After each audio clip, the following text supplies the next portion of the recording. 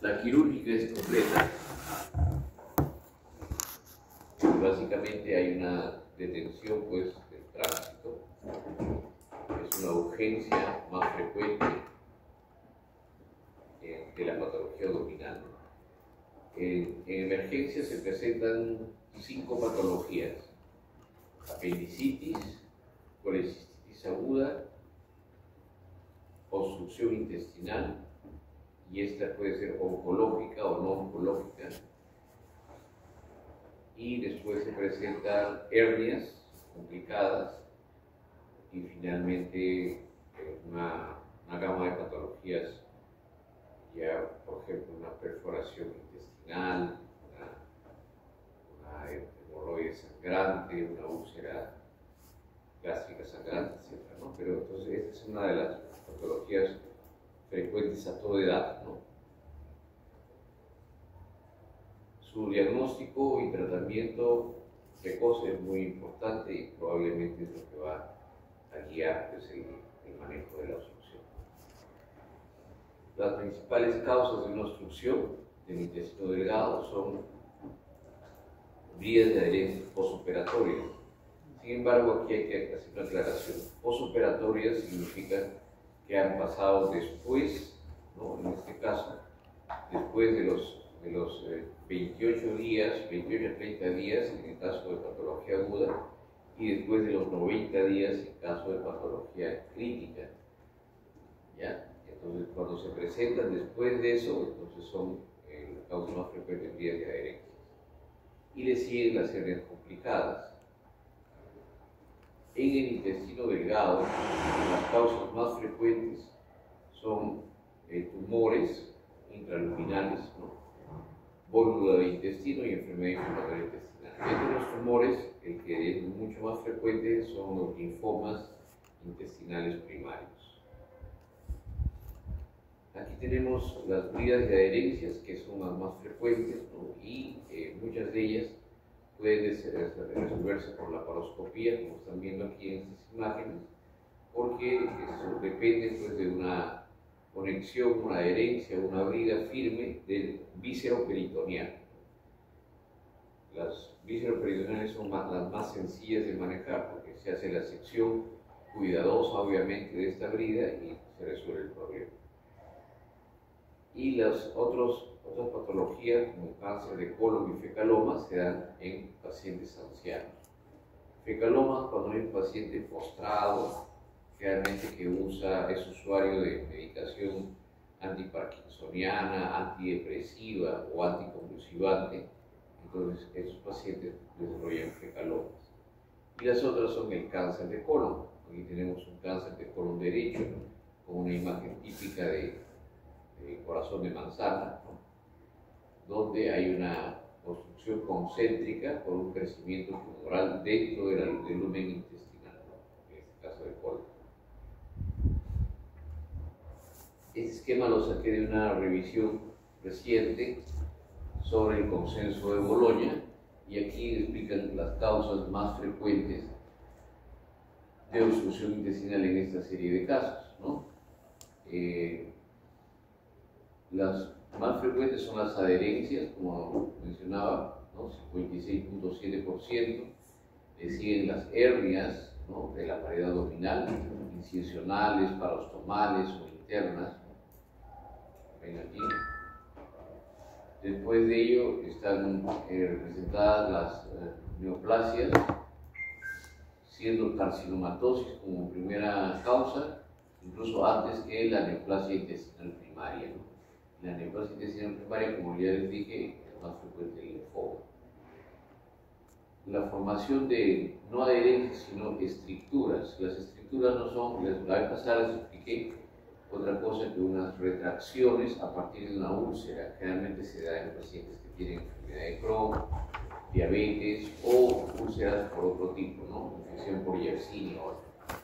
Entonces, estas estricturas, que son obstrucciones externas que no se ven cuando uno opera al paciente, el lazo puede estar con un cambio de diámetro, pero por dentro hay una úlcera pues, cicatrizada y formando una obstrucción.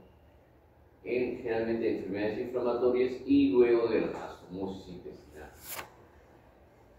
Y una miscelánea de orígenes de obstrucción. Dentro de ellas tenemos los bezoars, ¿no? Tricobezoar, fitobezoar, o el cuerpo extraño en niños, la ingesta del cuerpo extraño, malrotación también en niños, la presencia de bandas, ¿no?, congénitas, la presencia del ilio biliar, que tiene una fisiopatología ya descrita, y la endometriosis. Realmente en el ilio biliar tiene que haber una corrección entre la vesícula y el intestino delgado, ¿no?, a partir del duodeno, y finalmente ese cálculo viaja y en la zona del ilio distal, ¿no?, se va a atascar y de esa manera va a causar una obstrucción retrograda. ¿Ya? ¿Cuál es la fisiopatología, ¿no? La presentación puede ser, como decía, aguda, subaguda, crónica. Es más frecuente en el intestino delgado, ¿no?, y ayuno proximal y distal, y en el intestino grueso menos. La intensidad puede ser completa o incompleta, y estas son algunas de las causas, ¿no? Cuando la obstrucción es simple o cuando hay compromiso vascular, puede ser asa cerrada o por estrangulación, ¿no? ¿Qué datos debemos buscar en la historia clínica del paciente? Si ha sido operado anteriormente, si al examen se encuentran hernias inguinales, cambios del hábito intestinal, o sobre todo en cáncer de colon, si la presencia de enfermedad biliar de muchos años, ¿no?, con cólicos biliares, sospechar en ilio biliar, y la prostración o encamamiento prolongado, ¿no?, para el fecaloma, como les mencionaba, enfermedades como cardiopatía, hipertensión, diabetes, enfermedades, vamos a ver ahora, que pueden llevar a isquemia también, ¿no? Tiene tres fases: la fase lesional o inicial, la reaccional o de estado, ¿no?, donde tenemos que intervenir mucho más, y la terminal, que es ya el tratamiento quirúrgico, ¿no? En la fase inicial, cuando hay una obstrucción de asa cerrada, entonces dentro del lumen intestinal empieza a haber alteraciones de la motilidad. Al inicio se incrementan los ruidos hidroaéreos, también se llaman ruidos de lucha, y después van disminuyendo progresivamente. Hay acúmulo de gas y de líquidos dentro del lumen, y eso va a hacer que se incremente la presión. Esta éstasis va a llevar a un sobrecrecimiento bacteriano,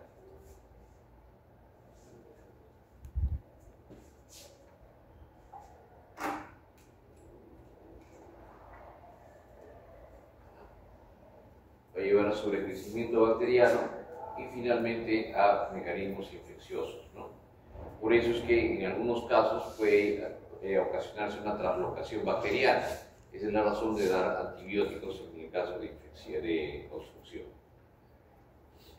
Esa es la fisiopatología de la obstrucción. Hace un cambio bioeléctrico, contracciones desorganizadas, distensión de asas, y finalmente el acúmulo de gas, tanto por el deglutido como el origen de la fermentación bacteriana, lleva pues a una acumulación, neutralización de bicarbonato y el nitrógeno mal absorbido. Entonces es gas, trastornos de motilidad, se acumulan los líquidos por los jugos digestivos, la hipersecreción y la acumulación de flora intestinal. Como les mencionaba, el sobrecrecimiento bacteriano, y esto puede llevar a translocación bacteriana, incluso una infección sistémica. La segunda fase es la fase reaccional, donde ya hay un secuestro progresivo de líquidos y el paciente está deshidratado.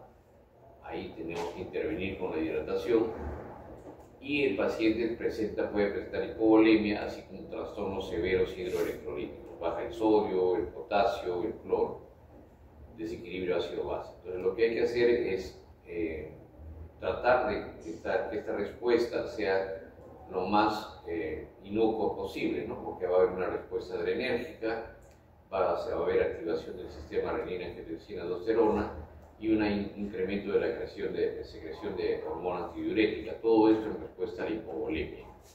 Pero lo primero que tenemos que hacer cuando nos llega un paciente con obstrucción intestinal es colocar una sonda nasogástrica, colocar una sonda Foley para medir fluidos y empezar una hidratación endovenosa agresiva. ¿Por qué? Porque si esta hipovolemia continúa, pues va a llevar a una hipoperfusión tisular.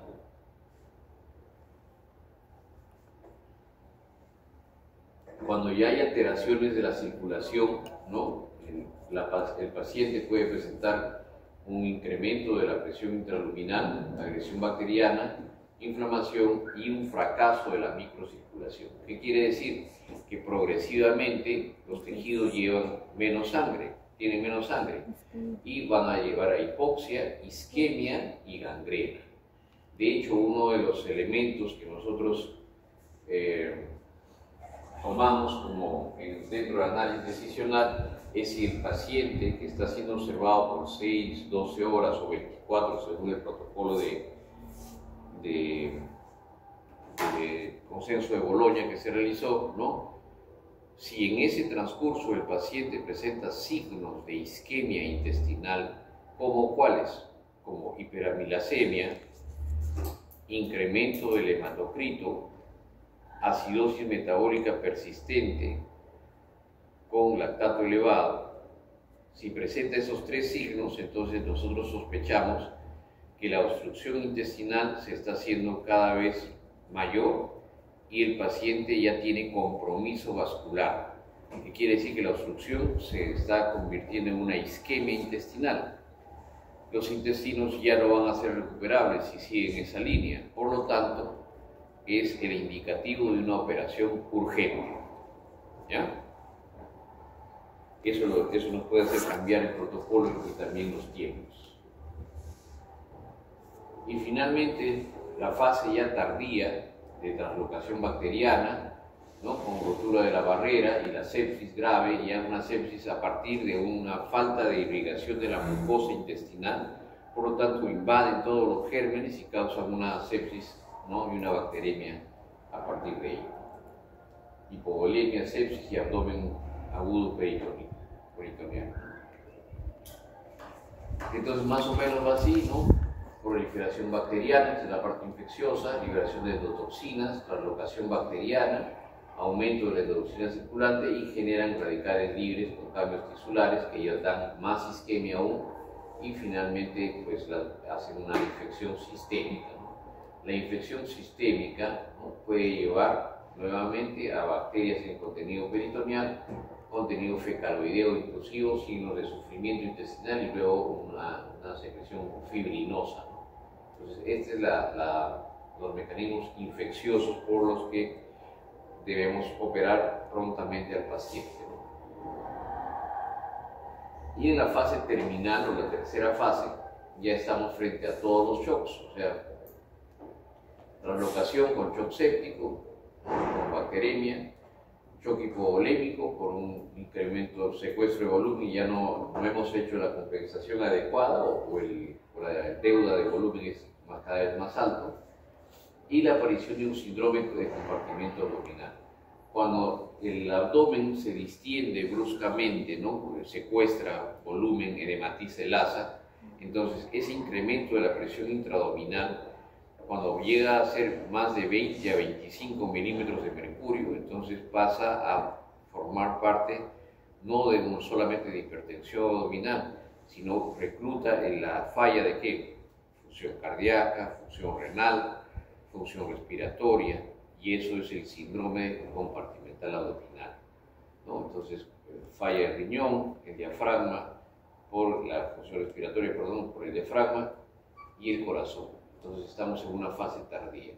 Aquí lo que hay que hacer es operar al paciente para descomprimir el abdomen y de esa manera revertir en algo pues la falla que se ha generado por el incremento de la presión intraabdominal. Esa es la distensión abdominal, cómo genera edema de asas, isquemia e incluso perforación hasta shock séptico, o puede generar hipoventilación, ¿no? Porque la distensión es tan severa que el diafragma ya no puede funcionar adecuadamente, la capacidad vital pulmonar disminuye rápidamente. Y la deshidratación que va a causar pues, la oliguria, ¿no? Porque al incrementar la presión intraabdominal disminuye pues, los flujos a nivel venoso principalmente, ¿no? Se extiende el abdomen y comprime la vena cava inferior y las venas renales. Por lo tanto, eso hace que haya una falla renal muy pronta. ¿Cuál es la clínica de la obstrucción intestinal? ¿Cómo nos viene el paciente? Con un dolor abdominal tipo cólico intermitente, la presencia de náuseas y vómitos, primero alimentarios, ¿no? O de contenido gástrico y luego intestinales o fecaloideos, ¿no? Incluso pueden ser biliosos y después intestinales y después fecaloideos. La distensión abdominal, midiendo el diámetro abdominal, vemos cómo cambia, ¿no? La ausencia de emisión de heces y gases, ¿no? Deshidratación, por el veneno que ya se les había mencionado, signos de lucha y luego ausencia de ruidos tiroideos.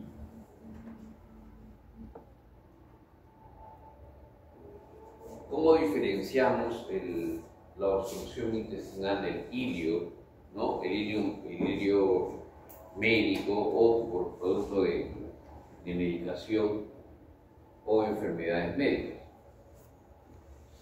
El ilio mecánico simple, el ilio complicado y el adinámico, ¿no? Estos dos hay que operarlos, pero este no. Entonces el dolor es mucho más difícil de diferenciarlo, pero el mecánico simple realmente es cólico intermitente, en cambio el adinámico es un dolor continuo, sordo, ¿no? Y de menor intensidad. Los vómitos aquí van escalando, ¿no? Hasta ser fecaloideos. Y aquí generalmente estos son vómitos fecaloideos, ¿no? De inicio y son muy tardíos, ¿no? O sea, no es lo primero que se presenta. La distensión abdominal no ayuda y la ausencia de gases se presenta también en los tres cuadros clínicos. Al explorar, lo primero que vamos a detectar es la deshidratación en un paciente, ¿no? Ojos hundidos, piel seca, falta de turgencia en los pliegues, síndrome de pliegue positivo y el paciente deshidratado con incluso incremento de la frecuencia respiratoria, incremento de la sed. Eso es lo característico en el examen.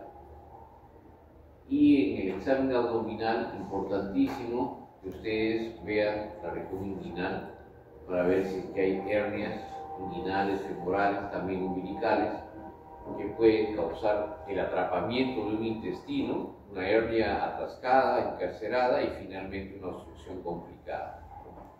Entonces, en el examen físico siempre examinar la región inguinal. En el examen físico también hay que buscar cicatrices, ¿no? Ya que el antecedente quirúrgico es el único que nos puede decir que el paciente tiene formación de adherencias a partir de una cirugía. Son muy raros los casos, rarísimos realmente, de hernias congénitas y generalmente se presentan no en un paciente no mayor de 20 años, ¿no? Entonces, eso de que entramos y era una hernia congénita y el paciente tiene 75 años, probablemente no es cierto, ¿ya? Hay que inspeccionar todos los orificios y regiones herniarias, no se olviden, el examen de abdomen va desde la zona de las mamilas hasta la región inguinal, ¿no? En el muslo, en la cara la cara interna y anterior, ¿no? Hay que detectar los movimientos peristálticos y finalmente ver si hay signos peritoneales, ¿no? En algunos casos se pueden palpar masas y eso nos puede indicar un poco la causa de la obstrucción, ¿no? Por ejemplo, en un plastrón se palpa una masa en el cuadrante inferior derecho, ¿no? Dolorosa, y eso nos va a llevar al diagnóstico ya. Percusión, puede haber un tablero de damas, que quiere decir que es muy próximo, en alguno suena vacío y en otro con matidez, ¿no? Y percusión y matidez. Generalmente este tablero de damas es una manifestación de enfermedades como enfermedad de Crohn o tuberculosis intestinal. El signo de Bob-Wall, ¿no? Oclusiones de intestino delgado en la región central de hispanismo, y en los flancos, pues, oclusión de intestino delgado, más o menos lo que indica, pero eso es un poco difícil de determinar, ¿eh? Al inicio hay que auscultar fluidos hidroaéreos, fluidos respiratorios también, y la evolución que puede llevar a silencio abdominal. ¿Qué es obligatorio en el tacto rectal? En la oclusión, no se olvide, el tacto rectal. ¿Por qué? Porque el paciente postrado, 85 años, y finalmente desarrolla un fecaloma, y nosotros entramos a sala de operaciones con un cuadro de obstrucción intestinal.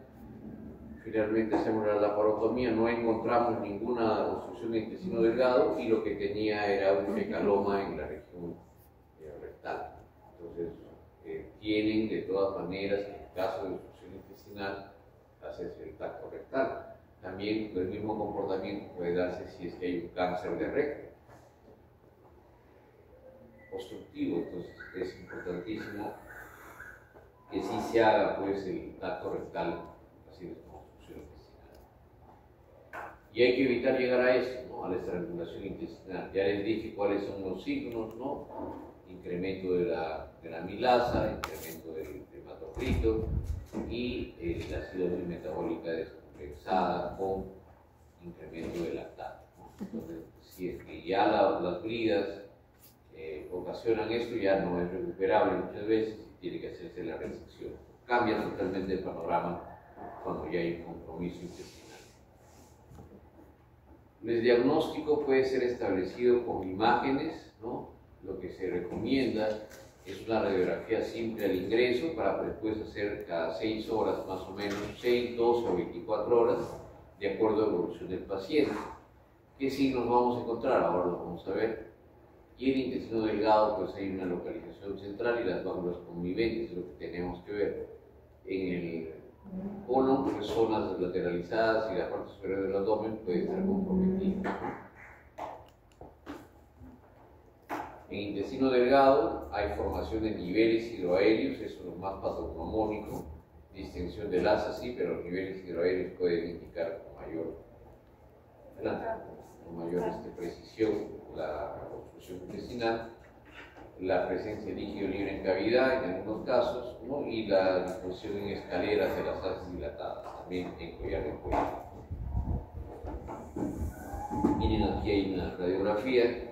Ese de pie, donde se ven los niveles hidroaéreos, y ese de aquí es una lateral probablemente o tangencial, ¿no? Donde se ve, pues, esa imagen de pila de monedas, ¿no? Que básicamente corresponde a la obstrucción de intestino delgado. Y la estrangulación hay que tratar de evitarlo, hay que adelantarnos a esto, porque ya con eso perdemos el asa intestinal, como les decía. Pues puede dar una obstrucción en granos de café, ¿no? También hay una que le llaman el signo del remolino, ¿no? Donde se ve el mesenterio engrosado y una especie de enrollamiento. Eso nos está indicando una obstrucción por vías de adherencia, y la presencia de niveles hidroaéreos. El hilio biliar, como ya les mencioné, es una patología específica de obstrucción intraluminal en el intestino delgado distal, ¿no? Generalmente es el paso del cálculo a través de la pared de la vesícula biliar al intestino delgado, desde el duodeno, ¿no? Y de ahí progresa el cálculo. Finalmente, lo más frecuente es que se obstruya a nivel de ilium distal. Signos: aerobilia. ¿Por qué? Porque es una fístula colecisto duodenal. Entonces hay pasaje de aire también hacia la vía biliar. 2. Obstrucción total o parcial, tiene que haber obstrucción, y gran cantidad de líquido en las asas delgadas, ¿no? Puede verse el cálculo. Entonces se ve obstrucción, aerobilia e incluso el cálculo a nivel de cuadrante inferior derecho. Como acá, dilatación de asas delgadas, ¿no? Y ven, aquí hay una compresión, no se ven niveles porque está de glúbito. el intestino grueso es mucho más difícil de obstruirse. ¿Por qué? Porque obviamente el diámetro es 4, 5, hasta 7 veces más que el del intestino delgado. Entonces la posibilidad de obstrucción dentro intraluminal es mucho más rara. Igualmente, la obstrucción por vía de adherencias no llega a afectar tanto al intestino grueso. ¿Por qué? Porque el 80% del intestino grueso está fijado hacia el retroperitoneo. No hay posibilidades de que gire o se volvule o tenga adherencias ahí visceroperitoneal, ¿ya? La imagen de balón en el narco, ¿no? La ausencia de las austras, porque usualmente no se deben ver. Miren, ahí están las austraciones, ¿no? Intestino grueso, con la imagen de grano de café, y finalmente pues ha ido escalando cada vez más, ¿no? Y esto se ha ido obstruyendo con niveles ya marcados, ¿no? De obstrucción de víscera buena, ¿no? De colon. Bien, todo eso es el colon. Todo eso es el colon.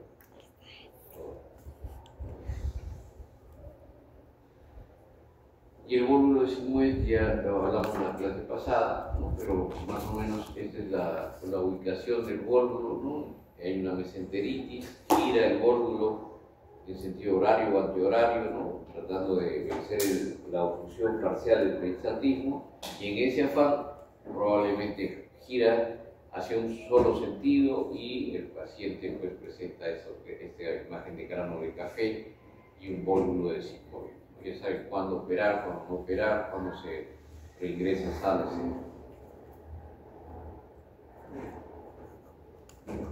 El tránsito digestivo es una exploración bastante útil, ¿no?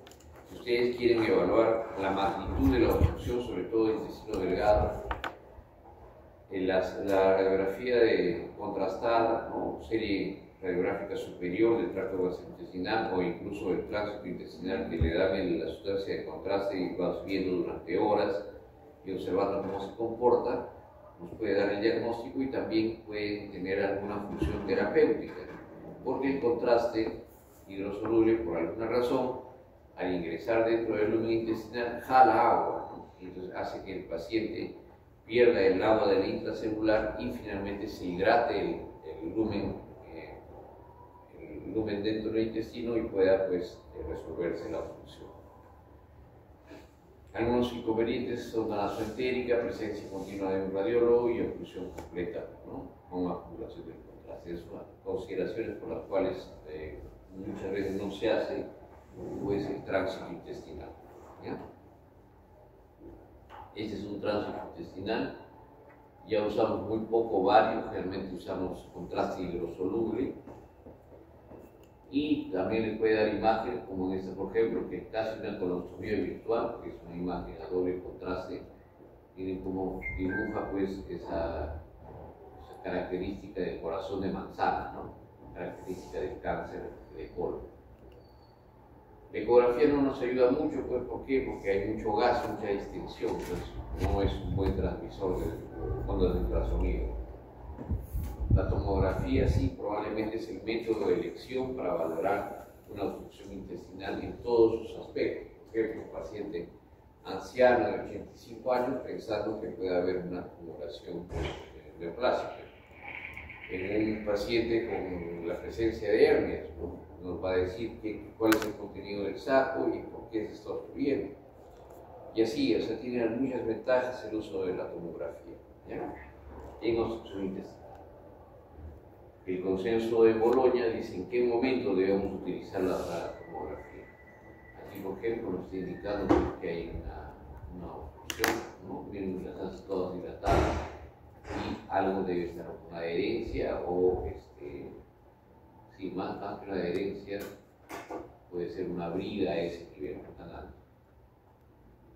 Tratamiento. Esta es una nueva clasificación que hicimos con el grupo ahí en el Almenara de las adherencias. Si la causa más frecuente es la formación de adherencias, pues debemos saber quirúrgicamente cómo las vamos a resolver. Y para eso hay que conocerlas, hay que tener un lenguaje común Entonces, estos son los grados de las adherencias, el tipo de adherencias, uno AB, AB, realmente todas, aquí sí hay C, la consistencia de las adherencias en grado 1, 2 o 3, las maniobras que se realizan para poder hacer la liberación y finalmente el gesto quirúrgico como que culmina pues, con la resolución de la obstrucción, ¿no?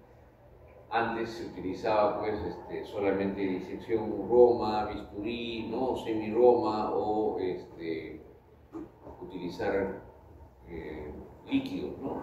Hacer un poco de hidrodisección. Actualmente se utiliza electrocoagulación de baja energía, sellador de vasos, tijeras Benzenbaum, ¿no? Y incluso podemos dejar al paciente con abdomen abierto y sistema de presión negativa, VAC. Entonces, esas clasificaciones ya no tienen mayor sentido, por eso que hemos hecho esta de aquí, que se adecua un poco más a nuestra realidad, ¿no? Con los recursos que se tienen. Y miren, en el grado 3A, B y el grado 3C es escritura serosa, ¿no? La representación de esas úlceras que finalmente hacen que la serosa pues, se manifieste bien la serosa, pero lo que hacen es que se haya una obstrucción a partir de cicatrización de una úlcera, realmente tuberculosis y enfermedad hepática. ¿Cuál es la preparación? Ya les mencioné, sonda nasogástrica, sonda Foley, ¿no? Reposición hidroelectrolítica, hidratación y profilaxis antibiótico. De acuerdo a eso, tenemos que preparar al paciente, ¿no? El antibiótico tiene que darse dentro de las 2 primeras horas. Opciones quirúrgicas, básicamente liberación de vías de adherencia, que es lo principal, es el primer acto. Y el segundo, de acuerdo al compromiso que pueda tener los intestinos, puede hacerse una resección y anastomosis primaria, o puede hacerse una resección más anastomosis primaria retardada o retrasada, o finalmente una enterostomía. ¿Cuál es la diferencia? Si nosotros hacemos una anastomosis primaria, pues el paciente está en condiciones de que esta unión sea viable. Pero si no tenemos las condiciones, es decir, un paciente séptico, que tiene anemia, que está con trastornos metabólicos, con el lactato elevado, entonces la anastomosis no va a funcionar. Lo que se hace es dejar el abdomen abierto, dejar cerrados los 2 segmentos intestinales, los 2 cabos, dejarlos cerrados, y después de 72 horas como máximo, con ingreso a la unidad de cuidados críticos, el paciente retorna a sala de operaciones y tiene la opción de hacer nuevamente una anastomosis. Eso se llama anastomosis primaria retardada. Ha demostrado que esta conducta reduce las ostomías,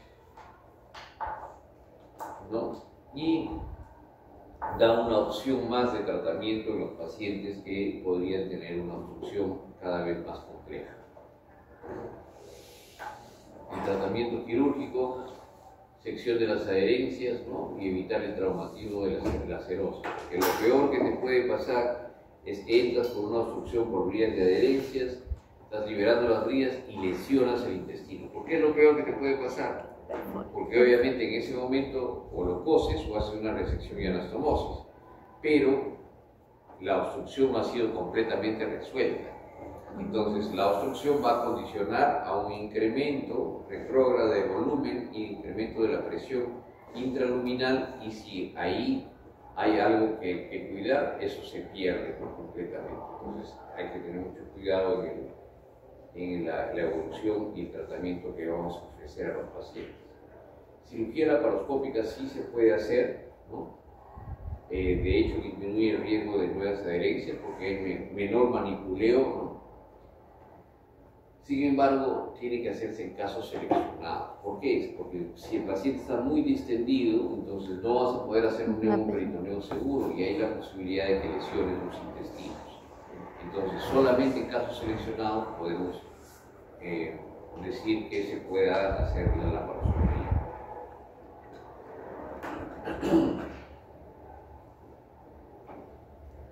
Respecto a la presencia de signos de obstrucción, ¿no? Que van agravando el cuadro: isquemia, estrangulación y obstrucción en asa cerrada. Entonces, en estas situaciones hay que tomar una conducta urgente, no hay que seguir esperando según recomienda el protocolo de Bolonia. Si presenta de 3 a 4 riesgos, ¿no? Entonces, si la necesidad de intervención operatoria hay que tener en la lista, de 6 a 16 el riesgo, ¿no? Mucho más alto, el paciente pues, puede estar sujeto a una intervención quirúrgica. ¿En qué casos? Si hay un líquido libre en cavidad, si es que hay mesenterio comprometido, edema mesentérico, historia de vómitos y si es que no elimina gases ni heces.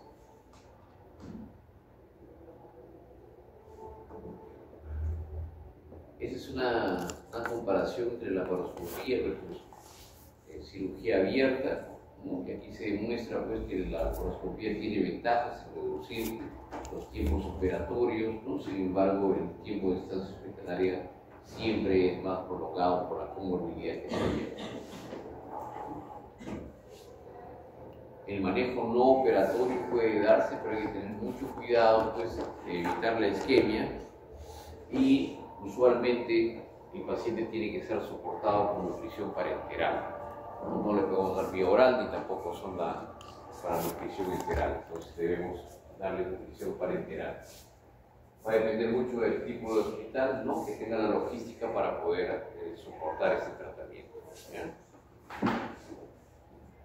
Cuando la obstrucción se hace persistente, entonces ya hay el riesgo de isquemia, hay que hacer un tratamiento, puede ser conservador, una represión hidroelectrolítica y descompresión nasogástrica, eso inicialmente, pero si esto continúa, ¿no? Por un dolor vascular, entonces sí hay que pensar en una cirugía y planificar una resección intestinal.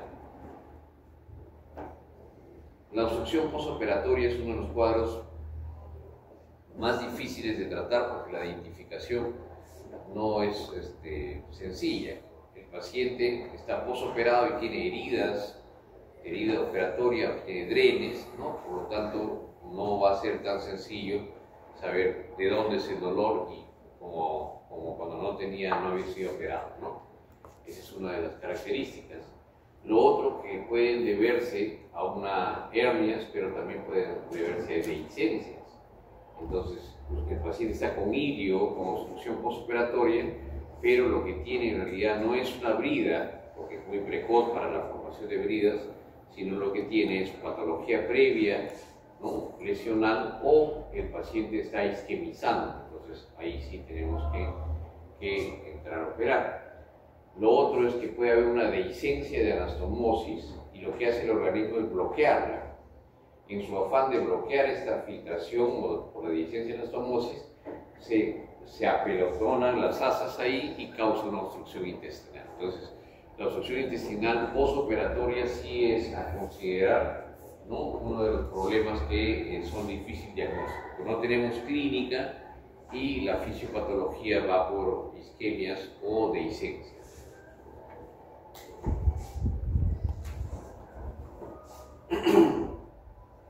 Cuando hacemos operación, cuando hay una obstrucción completa, cuando hay sepsis y cuando el paciente tiene signos de isquemia intestinal, no se olviden. El cáncer colorectal, eso lo vamos a ver después, pero también puede causar obstrucción. Entonces ya saben que el tacto rectal va por lo menos darles una aproximación diagnóstica. Aquí tenemos, por ejemplo, una neoplasia y la operación de Hartmann, ¿no? Es básicamente el cierre del cabo distal y una ostomía del proximal. Generalmente se ha descrito con el lado izquierdo. Entonces dicen, bueno, se ha hecho colostomía a los Hartmann. ¿Qué quiere decir a los Hartmann? Que han imitado este escenario.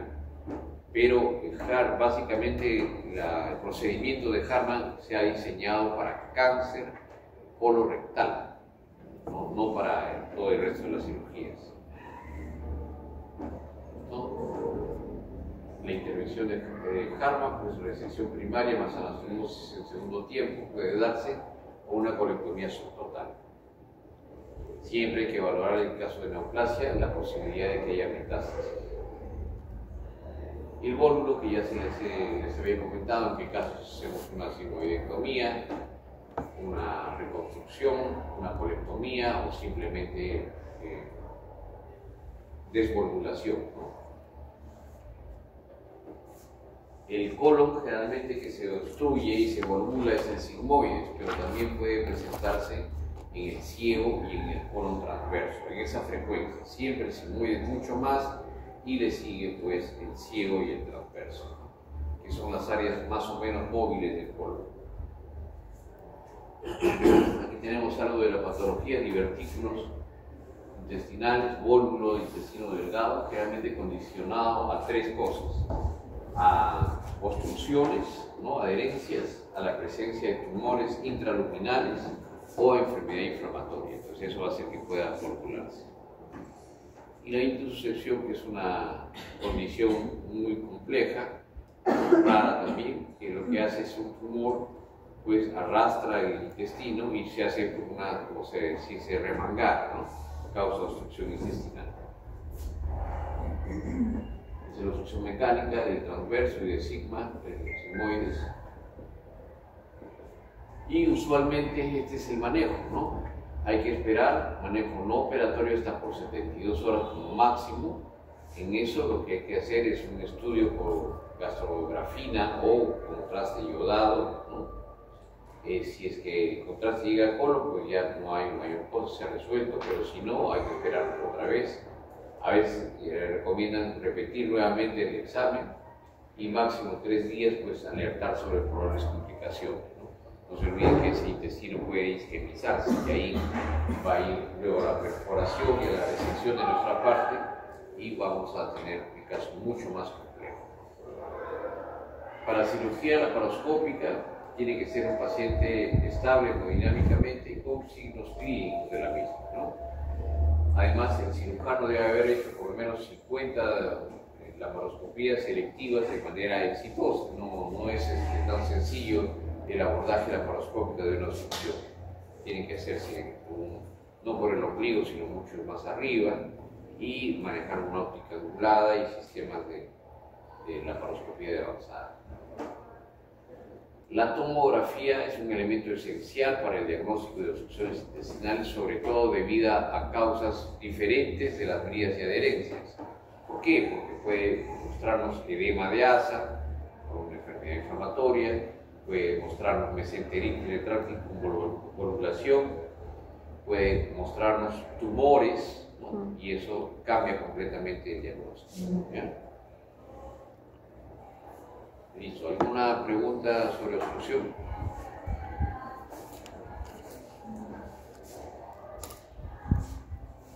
Dice que no han dado el examen, ¿no? Muy bien.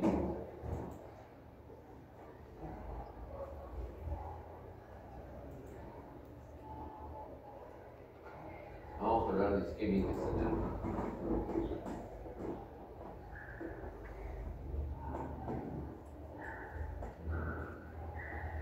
La isquemia intestinal es otra patología no muy frecuente, pero sí grave del intestino delgado.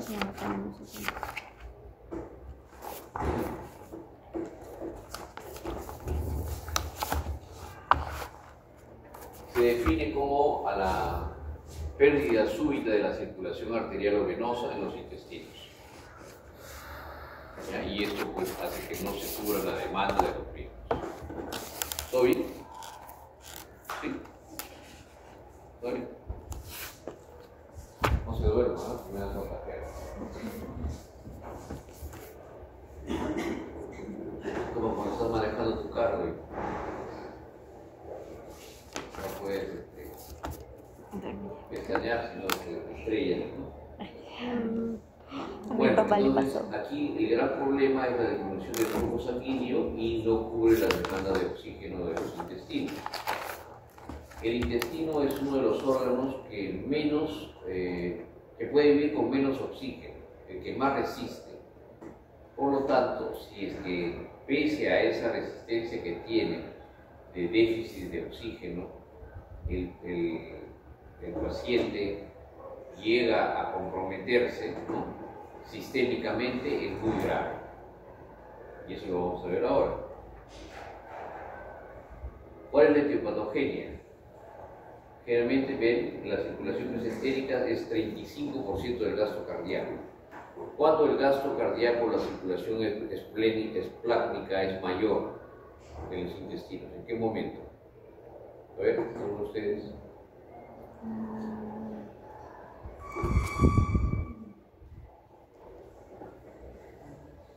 Normalmente nuestra circulación está yendo en los órganos como el corazón, los riñones, el encéfalo, ¿cierto?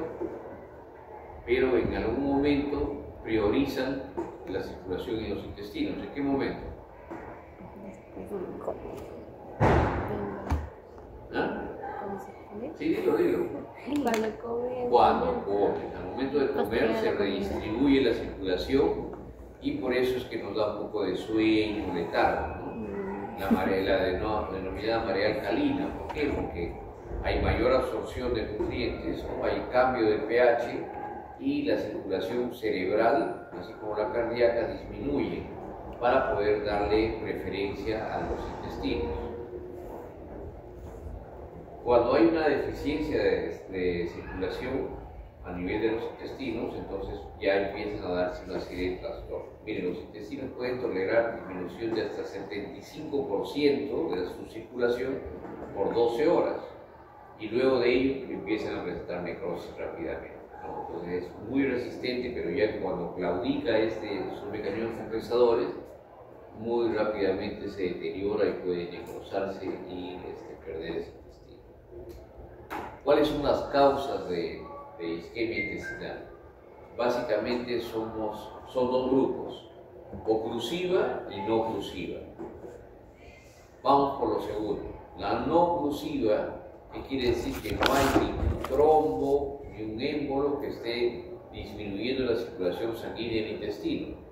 Entonces, ¿por qué se isquemiza? Porque hay una isquemia ya sistémica. La disminución de la circulación, les decía, el intestino es el más resistente, pero en este caso ya compromete incluso la circulación del intestino. Por lo tanto, el pronóstico es pésimo, es muy malo. En cambio, la otra isquemia oclusiva es aquella, como el émbolo arterial, que es la más frecuente, 50%, o trombosis arterial 25%, o trombosis venosa, que lo que va a hacer es disminuir la circulación sanguínea del intestino, ¿no? En la trombosis venosa puede ser por presencia de proteína C, deficiencia S o por IgG, ¿no? En muy pocos casos, pues esta isquemia venosa da repercusiones rápidas, ¿no? Van a ver que el cuadro realmente es un cuadro clínico, bizarro, de no muchas manifestaciones, pero de gran compromiso sistémico. Y esa es la isquemia no oclusiva, que no hay nada que esté tapando las arterias, pero la circulación de todos los intestinos, que quiere decir la circulación esplácnica, está muy disminuida, ¿no? Entonces el paciente está muy grave, obviamente. Doctor, pero la no oclusiva sería por descarte ¿Cómo? O sea, al hacer el diagnóstico para saber si es no oclusiva, sería descartando que lo primero que sea por trombos. Claro, lo más frecuente. Sería por descarte entonces. Siempre, y eso les he enseñado el razonamiento médico. Lo que tienen que hacer es buscar las causas más frecuentes, no las más raras. Entonces, dices, es una isquemia oclusiva, muy bien. Preguntamos, ¿el paciente tiene alguna enfermedad que pueda hacer que se obstruya las arterias? Como por ejemplo aterosclerosis, como por ejemplo fibrilación auricular con respuesta ventricular alta, ¿no? Una enfermedad cardíaca, una enfermedad de endotelio como la diabetes, ¿no? O si el paciente estamos pensando en que es una enfermedad por trombosis venosa, es una usuaria de anticonvulsivos orales, tiene enfermedades de colágeno, tiene vasculitis, es una paciente que tiene un síndrome paraneoplásico con trombosis o tiene una enfermedad hematológica que está llevando a trombosis. Entonces descartamos eso y pensamos en una no oclusiva. Pero es muy fácil determinar que es una isquemia no oclusiva. Por ejemplo, viene un paciente que está intubado, está con ventilación mecánica, con inotrópicos y hace una isquemia intestinal. Pues muy probablemente la circulación sistémica está comprometida. Por lo tanto, ya es mucho más sencillo diagnosticar, ¿no? Aquí es lo mismo respecto a la distribución de frecuencia de enfermedades. Y no se olviden que la enfermedad arterial puede ser oclusiva o no oclusiva. ¿Cómo viene el paciente? ¿Cuáles son las manifestaciones clínicas? Dolor abdominal intenso, de inicio súbito, hipotensión y descompensación hemodinámica, ¿no? O sea, es un paciente muy deteriorado. Sin embargo, tiene náuseas, distensión abdominal, dolor intenso, como mencionaba, fiebre y shock. Rápidamente se choca, se deteriora el paciente. Pero al examinar al paciente, ¿no?, en el abdomen no hay signos peritoneales. El abdomen está blando, los ruidos pueden estar ausentes, a veces hay algún ruido de lucha, distensión abdominal tampoco no marcada, sino leve, y eso nos está indicando pues que hay una isquemia intestinal, ¿no? Cuando las diarreas se vuelven sanguinolentas, ya estamos en una etapa final.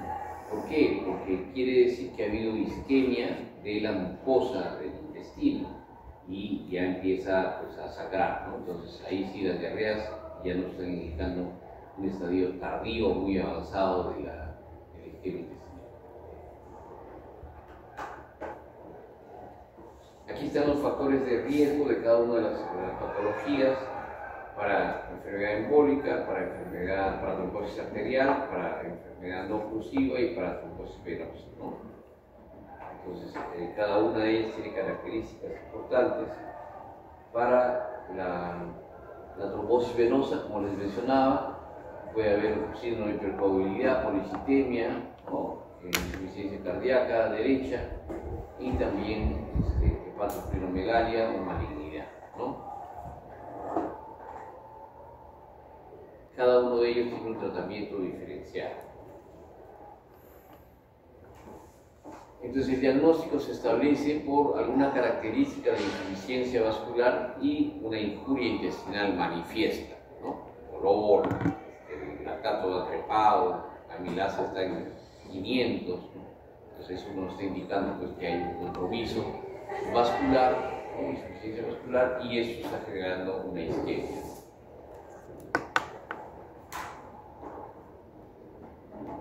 ¿Cuánto tiempo hay que observar? ¿Cuánto tiempo tenemos nosotros para poder operar al paciente si es el caso?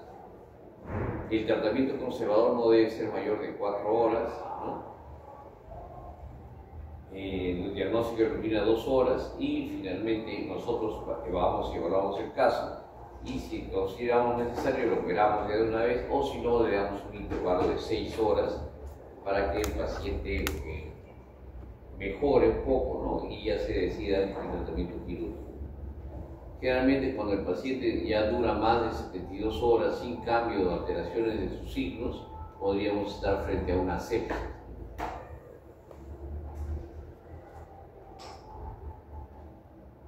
¿Cuáles son los hallazgos tomográficos? Nuevamente aquí la tomografía es esencial en el diagnóstico de este tipo de enfermedades. Lo primero, engrosamiento de pared, ¿no?, atenuación de la pared, toda media borrosa, un cambio del edema.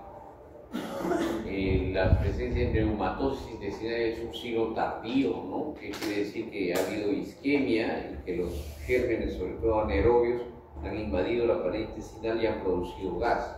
Entonces ya estamos en una etapa muy comprometida. ¿Ya?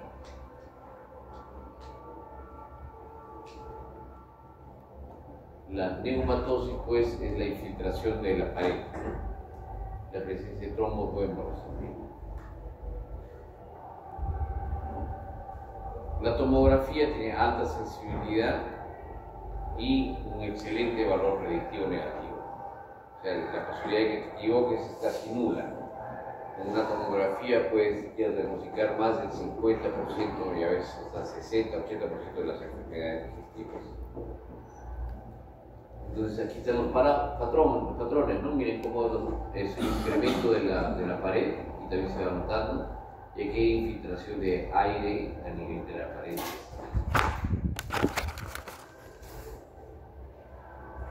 Algunos marcadores biológicos que todavía se utilizan son dímero D. Sí, básicamente dímero D. A veces son los lactantes de fase aguda, ¿no? Como PCR, como lactante elevado, también nos puede ayudar, ¿no? Pero en los marcadores inflamatorios solamente tenemos el dímero D.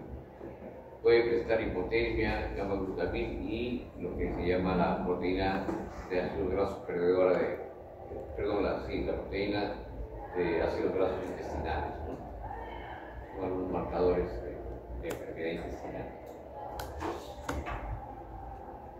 El mejor marcador es el lactato. El lactato debe estar menos de 2.0 milimoles por litro. ¿Ya? Si el que está incrementándose eso, probablemente el paciente no está yendo bien. ¿Ya? Aquí unas imágenes de pila de monedas y aquí se ve pues, la neumatosis intestinal, ¿no? La infiltración de aire en la pared del intestino. Otros hallazgos tomográficos, trombo oclusivo de la arteria mesentérica, aquí, a este nivel, y neumatosis portal. Solamente de este hígado, porque hígado.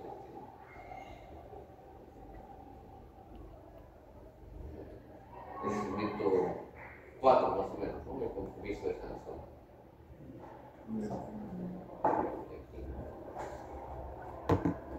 La neumatosis portal ya pues es una manifestación muy tardía, ¿no? Prácticamente, claro, es indicativo de una cirugía inmediata, pero las posibilidades de recuperar al paciente son muy pocas. En la isquemia intestinal, los exámenes tomográficos como la angiotomografía, ¿no? Que ve una parte vascular, nos pueden indicar la ausencia de la circulación mesentérica, o como aquí la presencia de un trombo en la circulación mesentérica a partir de la arteria mesentérica superior. Según el nivel de oclusión va a haber compromiso. Si la oclusión es alta al nacimiento de la arteria mesentérica superior, entonces va a comprometer todos los intestinos y gran parte del colon derecho. Si la oclusión es más distal en asas yeyunales, ¿no? Y va persistiendo ello, entonces sí es una colecistectomía parcial hay que hacer y hacer una reconstrucción pues, en Yederus. Cuando es más terminal, ¿no? Y en este caso ya la arteria que se ocluye, ¿no? La vena es la ilioseco-penicular, la arteria ilioseco-penicular, y ven, pues aquí no tiene mayor trascendencia. ¿Qué se hace? Una colectomía de esta zona y una reconstrucción. Un caso diferente, ¿no? Cuando tenemos un estadio B, ¿no? En el cual pues, hay compromiso de la zona vascular y se ve pues, el parcio, ¿no? Fragmentado. Las imágenes típicas son estas, ¿no? La isquemia oclusiva segmentaria, miren, está bien definido cuál es optimizada, y la no segmentaria, esta es la no segmentaria, no oclusiva, que está como una isquemia, se llama isquemia negra, ¿no? Y esta isquemia no oclusiva, ¿no? Todo negro y aquí hay pálida, es una isquemia negra, ¿no? Y esta es una isquemia pálida, blanca le llaman también. Y todo se palidece y obviamente hay zonas donde están más comprometidas con la isquemia por parches, que le llaman. La conducta quirúrgica. Bueno, normalmente cuando llega el paciente y hay opciones de salvar las vísceras, ¿no? Es por un abordaje vascular, ¿no? Eso no lo hacemos nosotros, realmente lo hace el cirujano vascular, y lo que se puede hacer es retirar el trombo, pero para eso necesitas toda una logística, necesitas tener radiografías, hacer estudios contrastados, ¿no? Tener el operador, los catéteres, y se puede hacer destapar lo que se llama la arteria mesentérica, ¿no? Las ramas no, pero la arteria mesentérica del tronco principal sí. Sin embargo, en nuestro país generalmente los pacientes ya llegan de manera tardía, es decir, esa etapa de intervención con cirugía vascular periférica ya se ha perdido, ¿no? Entonces, el paciente ya viene con compromiso instalado de obstrucción y las manifestaciones producto de la isquemia, no es en el transcurso de ello, ¿no? Entonces, normalmente se podían hacer, antes se hacían medidas paliativas, sobre todo cuando tienes tres condiciones. Tienes isquemia masiva. ¿Cómo sabemos que hay isquemia masiva? Ya les he dicho. Amilasa elevada, hemoconcentración y ácido metabólica persistente con dependencia de lactato. Si tienes signos de isquemia masiva, el paciente tiene más de 75 años y tiene más de 2 comorbilidades descompensadas, es decir, es hipertenso, es diabético, tiene hipercolesterolemia, tiene enfermedad cardíaca, enfermedad pulmonar obstructiva crónica, enfermedad renal, etcétera, etcétera, etcétera. Si es que el paciente tiene más de 2 comorbilidades descompensadas, más de 75 años y signo de isquemia masiva, ese paciente no hay que hacer más que un diagnóstico si fuese el caso, es decir, tomografía o laparoscopía. Para comprobar el diagnóstico sacan todo y el paciente ya no tiene pronóstico, ¿ya? Y la otra es hacer una resección intestinal del segmento comprometido. Obviamente, cuando es mucho el segmento comprometido, lo vamos a llevar a un intestino corto, o a veces ultra corto. Por eso se han ideado las siguientes conductas. Laparoscopía como un procedimiento inicial de descarte de enfermedad isquémica. Resección segmentaria cuando es una isquemia segmentaria o parcelar. Resección segmentaria con laparotomía planificada. ¿Por qué se hace esto? Porque puede ser que siga isquemizando el intestino. Entonces, le sacamos un pedazo y después de 24 a 72 horas se ha isquemizado más. Entonces, se le deja el abdomen abierto con una bolsa de Bogotá y vemos y hacemos una segunda mirada, por eso se llama second look, ¿no? Para ver si es que ha avanzado o no la isquemia. Si no ha avanzado mucho y el paciente está en condiciones, se hace la anastomosis primaria retardada, ¿ya? Pero si hay gran compromiso y vemos que en este tiempo, en 3 días, no va a mejorar el cuadro del paciente, entonces obviamente es mejor una enterostomía. Listo. Aquí hay un esquemita muy sencillo, ¿no? Sospecha de isquemia intestinal aguda, preguntar si es arterial o venosa, si es oclusiva o no oclusiva, y de acuerdo diseñamos la conducta. La laparotomía, si es que ya el paciente está descompensado, ¿no? O revascularización endovascular, es lo que les decía. Pero aquí es muy pocas veces que se ha logrado hacer algo de ello, porque no tenemos la proximidad con el radiólogo intervencionista, ni tampoco está sintonizado con nosotros en lo que hay que hacer y no hay que hacer.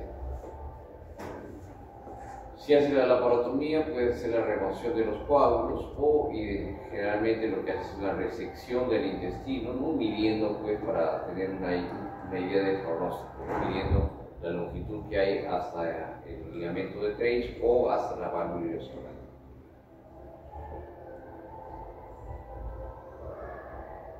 Miren, esta es la isquemia no oclusiva.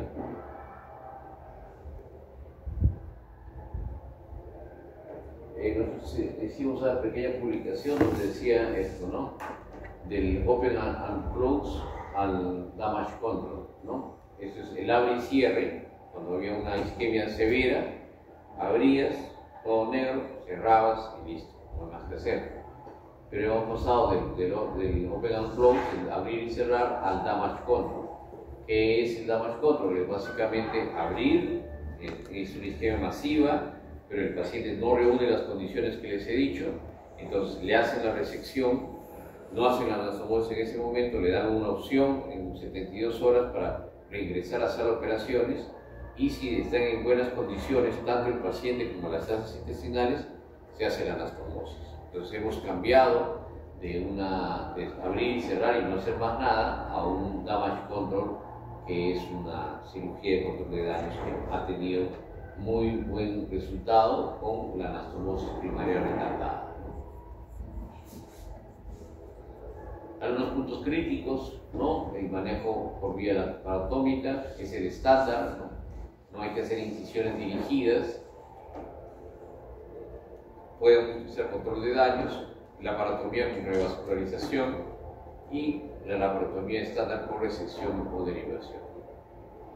Por ejemplo, tenemos una isquemia, si bien es extensa, es segmentaria, no es masiva. Y lo que podemos hacer es hacer una resección, dejar los cabos cerrados y llevar la bolsa de brotar. ¿Para qué? Para que en corto tiempo, 72 horas, se ven, ¿no? Se saca la bolsa y se abre y para cómo están los intestinos. De acuerdo a eso, rediseñamos nuestra conducta quirúrgica. Eso se hace en una segmentaria. En una segmentaria, sí. En una segmentaria, pese a que sea extensa, pero es segmentaria. Cuando es una isquemia no oclusiva, entonces hemos hecho, pero las posibilidades son muy pocas, ¿no?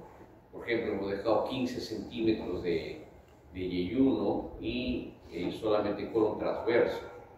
¿Qué posibilidades tiene de unir estos dos, ¿no? En algún momento, pero va a ser un intestino corto tipo 2 y su pronóstico es malísimo.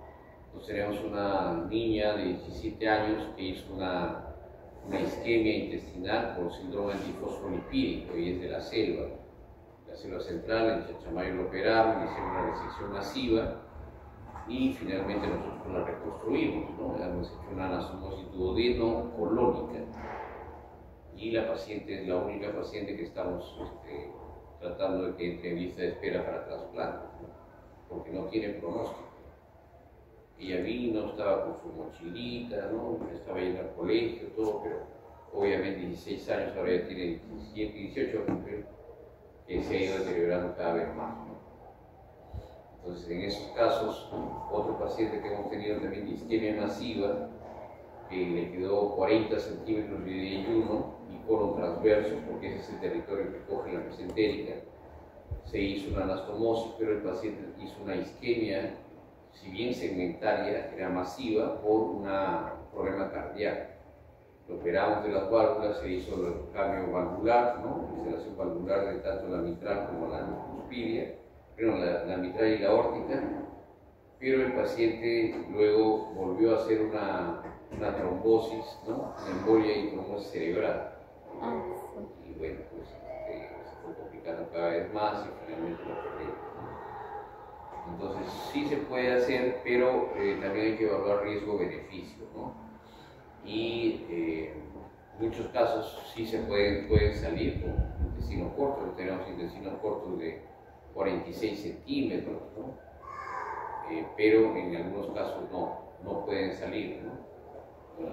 Hay que ser prudente en hacer una cirugía, porque si lo llevas a una cirugía, tenía una paciente que hizo una isquemia a partir de uso de inotrópicos o una eventración y entré a operar, no tengo las fotos ahorita, pero había una isquemia masiva, casi total, ¿no?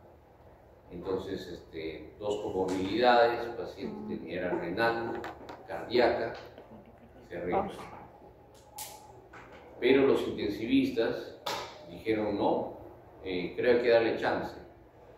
Y le dieron todo, ¿no? Ventilación mecánica y todo, entonces sacaron a la paciente entre comillas. Después de unos días empezó a salir secreción intestinal, nos llamaron y con presión familiar y todo hicimos la resección masiva, ¿no? De una isquemia. Decían no tenía isquemia porque el comportamiento no es usual. Para nosotros sí es habitual que una vez que tú operas al paciente, en el transcurso de 3, 5 y hasta a veces hasta un mes, el paciente va relativamente bien, entre comillas, y después de eso viene el debate y la catástrofe, ¿no?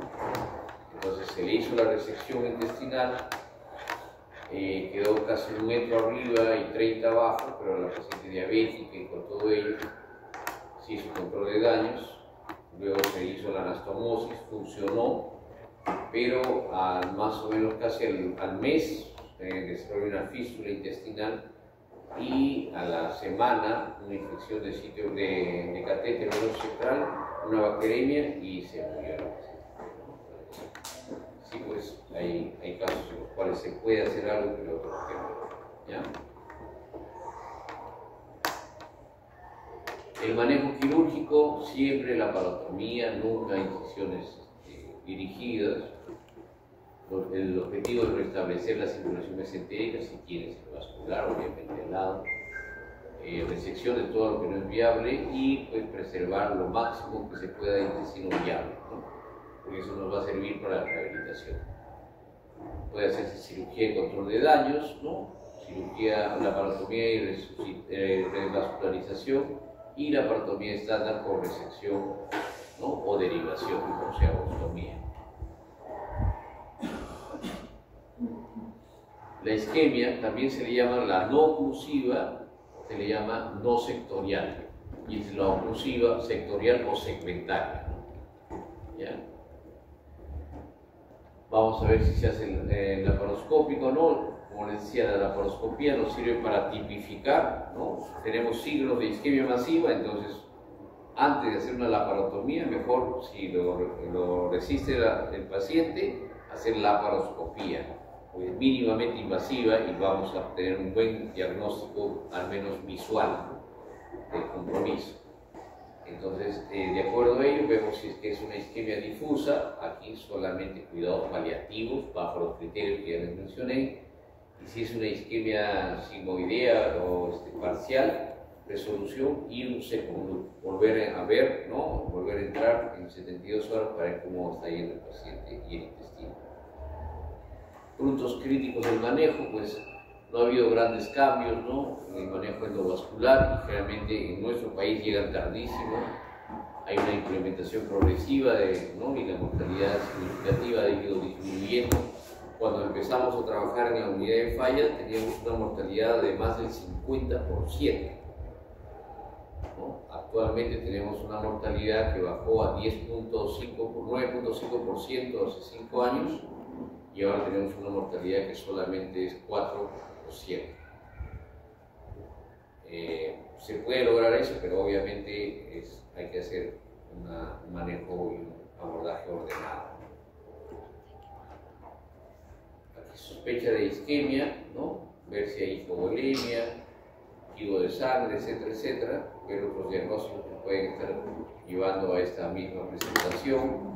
Muchas veces los pacientes que tienen peritonitis, ¿no? Se comportan como una isquemia, una perforación a veces intestinal bloqueada. Entonces, eso siempre hay que hacer el diagnóstico diferencial. Siempre tener en mente el paciente añoso, ¿no? O con enfermedades cardíacas o hematológicas, la posibilidad de que tenga isquemia. ¿Ya? Si no, a veces no se entra con ese diagnóstico y después es una catástrofe. El tratamiento, pues, bueno, si es que es híbrido, trombosis, hay que hacer una embolectomía, y aquí hay que utilizar, pues, coagulantes, ¿no? Junto con cirugía para el tratamiento. Todavía no podemos hacer eso, ¿eh? Pero en algunos otros países de Latinoamérica sí se está haciendo eso, ¿no? Y cuando no hay indicación de laparotomía, puede darse un tratamiento híbrido, siempre frente a embolismo o trombos, pues utilizar embolectomía, ¿no? O bueno, esperar y tratamiento paliativo.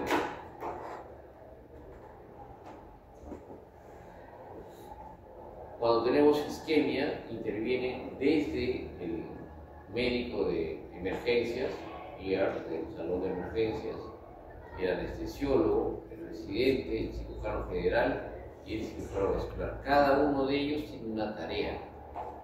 Cuando es ordenado, cada uno de ellos tiene una tarea y sabe qué hacer exactamente y hasta dónde avanzar con el paciente.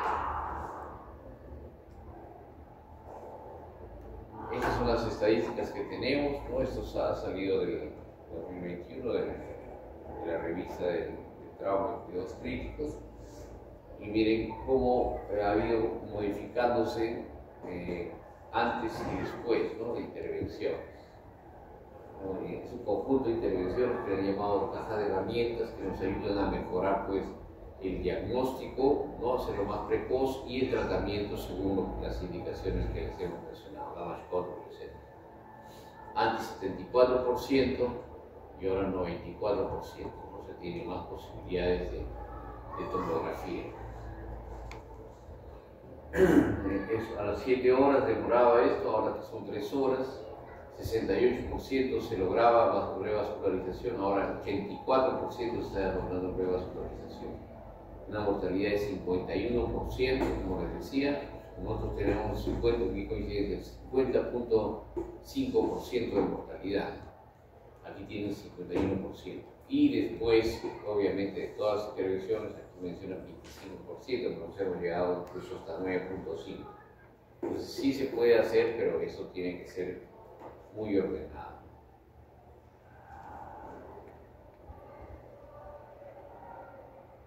Listo.